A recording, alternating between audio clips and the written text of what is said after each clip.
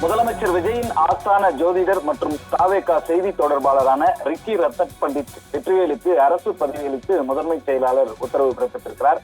தமிழக வெற்றிக் கழக தலைவரும் முதலமைச்சருமான விஜய்க்கு ஜோதிடர் ஒருவர் நெருக்கமாக இருந்தது. தாவேகா கட்சியினுடைய மாநில செய்தி தொடர்பாளராகவும் விஜய் நியமித்திருந்தார். அவர்தான் ரிக்கி ரத்தன் பண்டிட் வெற்றிவேல். மறைந்த முன்னாள் முதலமைச்சர் ஜெயலலிதாவுக்கும் அவர் ஆஸ்தான ஜோதிடராக திகழ்ந்தவர். ரிக்கி ரத்தன் பண்டிட் வெற்றிவேல் திருப்பூர் மாவட்டம் ஊத்துக்குளியில் பிறந்தவர். பள்ளி கல்லூரி காலத்தில் கிரிக்கெட் வீரராக விளங்கியவர். 1989 ஆண்டு வாக்கில் ஜெயலலிதாவிற்கு ஜோதிடம் கிடைத்தார். அதற்கு பிறகு ஜெயலலிதா தமிழ்நாட்டினுடைய முதலமைச்சரானார்.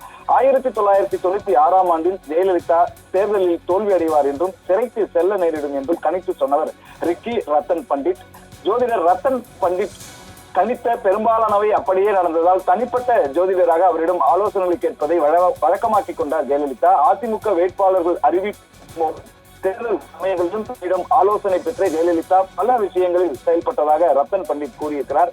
ஜெயலலிதா தனக்கு எதிரான பல வழக்குகளில் தனது ஆலோசனையின்படியே செயல்பட்டதாக ரத்தன் பண்டிட் கூறியுள்ளார். தனது ஆலோசனையின்படியே ஜெயலலிதா தமது பெயரின் கடைசியில் கூடுதலாக ஒரு ஏ ஆங்கிலத்தில் சேர்த்துக் கொண்டார் என்றும் அதன் பிறகுதான் தொடர்ச்சியாக 2 முறை சட்டப்பேரவை தேர்தலில் அதிமுக வென்று ஜெயலலிதா 2 தொடர்ந்து முதலமைச்சரானார் என்றும் ரத்தன் பண்டிட் கூறினார்.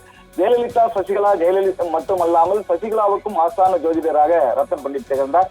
என் சசிகலா என்று இருந்ததை வி.கே. சசிகலா என மாற்றிக்கொண்டதற்கு பின்னணியும் இந்த ரத்தன் பண்டிட் இருந்ததாக கூறப்படுகிறது. சசிகலா குடும்பத்தினருக்கு நெருக்கமான ஜோதிடராகவும் திகழ்ந்து வந்தார் ரத்தன் பண்டிட். சசிகலா குடும்பத்தினுடைய தொழில் நிறுவனங்கள் குடும்ப